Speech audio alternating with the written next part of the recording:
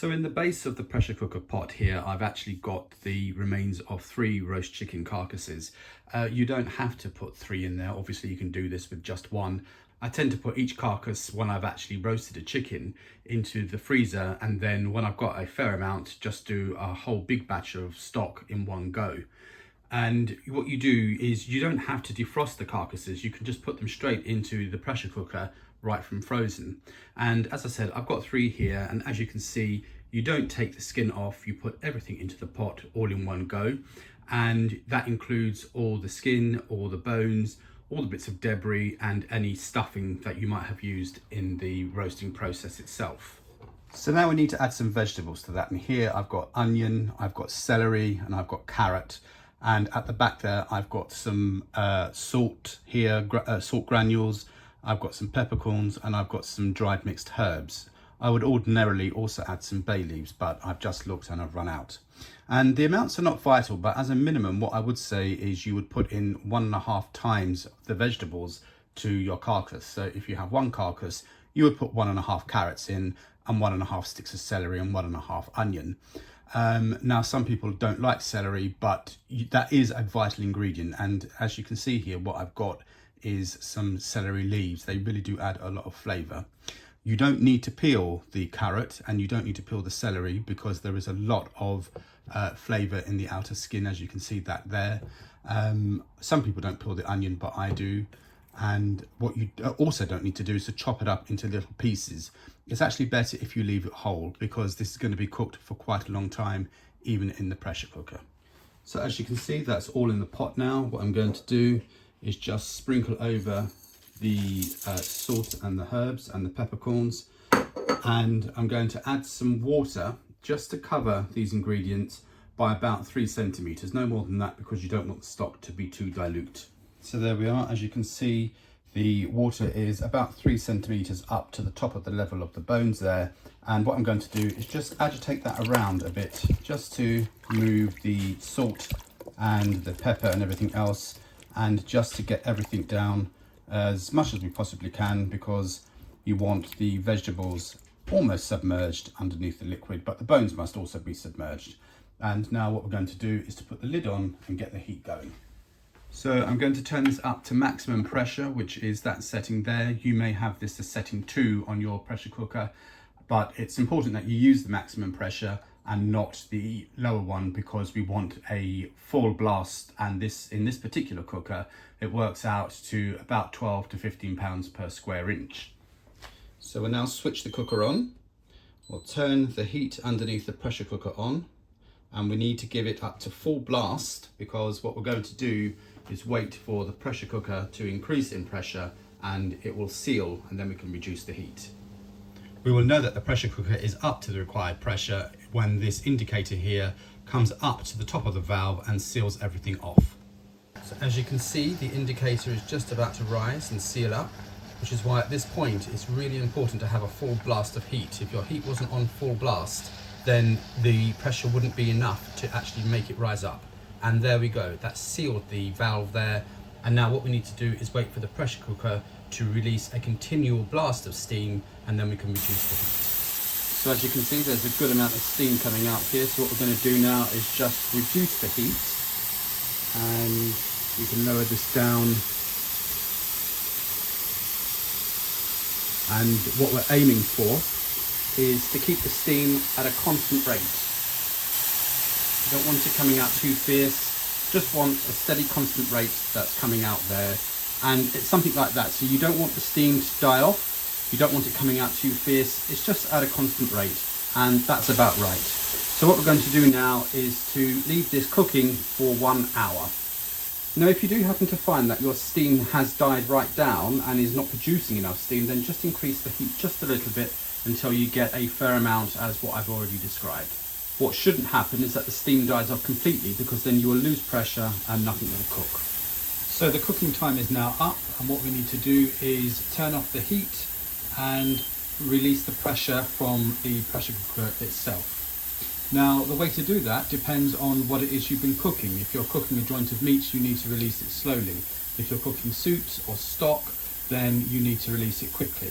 And we're going to put this under the running cold tap. So you have this under the cold tap, and what you need to do is just have it just gently running under the cold tap now. Make sure that the valve is away from the cold tap, and then we're going to wait for the safety valve, the pressure valve there, to just drop down. Now it's impossible for the pressure cooker to be opened while there's still pressure inside here. Until this valve drops, the pressure will not be released. Now as you can see, the valve has just dropped down there, which means the pressure is totally released. We can turn the water off there, and now we'll take the pressure cooker out of the sink, and that means we can safely open the lid. So now the pressure is released because the indicator has dropped down, which means that there is no pressure inside the pot, and therefore the lid can be opened. It's impossible to open the lid while there's pressure inside the pot there. And there we go, that's our stock. Now that is clearly scalding boiling hot, and it's obviously extremely unwise to deal with that while it's in that state. So we're going to allow that to cool off, probably just for about 15 minutes or so, and then we're going to strain it. So that's been standing now for about 20 minutes, and that's important, as I say, not just because of a safety issue, but also so the flavours from the meat and the bones and the vegetables can all mingle into the rest of the liquid.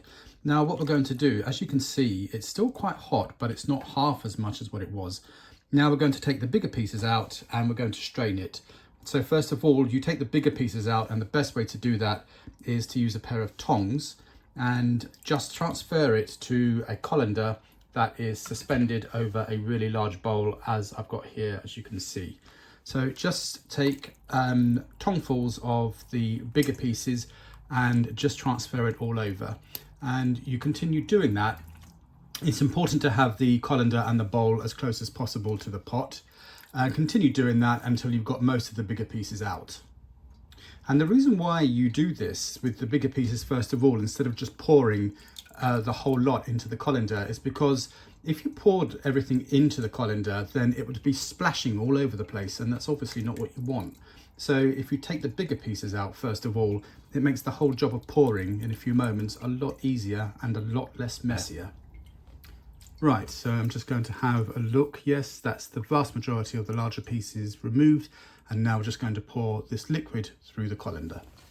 Now there is no denying it, there is going to be some splashes, of course, that's inevitable, but it's going to be greatly reduced by removing all those larger pieces. So the easiest way is just to pour it from the side, and we go as slowly as we possibly can. Once you see it coming up to the top, as we are there, we just slow down a lot more, and eventually everything will come tipping out of the pot.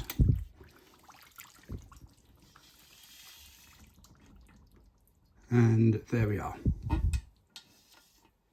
So that's everything out of the pot, and then what we're going to do is just get the very last bits of ingredients from the pot out, pop it into the colander. I'm just using a spatula here, as you can see. That can come out.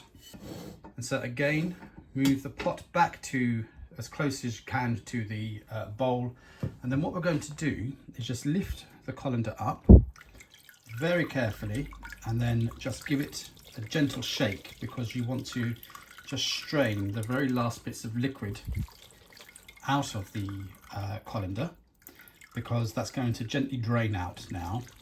Just gently shake it, and then we're going to suspend this back over to the pressure cooker pot, so all the remaining liquid can drain into the pot. So here is all the debris from the chicken stock, and here is the actual liquid from the stock that we made. So this is now going to cool down and solidify, and once it's actually thoroughly cool, it will go into the fridge and it will set. This is the meat and everything else that's in the pot. Now, once this is thoroughly cool, what we're going to do is just remove all the meat from the bones, and then the bones and the vegetables will be discarded. There's a lot of meat left on here, much more than what you could ever actually remove if the carcass was cold. Now it's been boiled down, you will get tons more meat left from here, and that will be turned into soup. So this is all the meat that was removed from the bones after cooling, and here is the stock 1 day later after being put into the fridge. And as you can see, It is perfectly set and solidified now, and that is exactly how a meat stock should be. Now, as you've seen, this is a very easy thing to do. It's a very cheap way of using up your leftover poultry bones, and you can make a stock out of anything at all. You can use beef bones, lamb bones, chicken bones, turkey bones, especially at Christmas or Easter when you've got the leftover poultry. And it's a very good way of making your basis for your soup. And if you use the leftover meat, you can actually make a really nice soup with that. And of course, chicken stock is the basis of many different soups at all: meat soup, vegetable, or anything that you want to use the stock for. Now, if you don't have a pressure cooker, then you would be using the exact same ingredients, but it would take a lot longer. It would take at least 2.5 hours to cook down. But using a pressure cooker is the very best way to do this. It concentrates the flavour a lot better, and there is a lot less evaporation of liquid. Now, this stock will keep for up to a week in the fridge, or you can portion it up and freeze it in sections for up to 3 months. And if you are freezing it, then you don't need to defrost it. You can just throw it into the saucepan and you can use it straight from frozen. And the meat I'm going to be turning into a chicken and vegetable soup, which I'll be showing in a later recipe.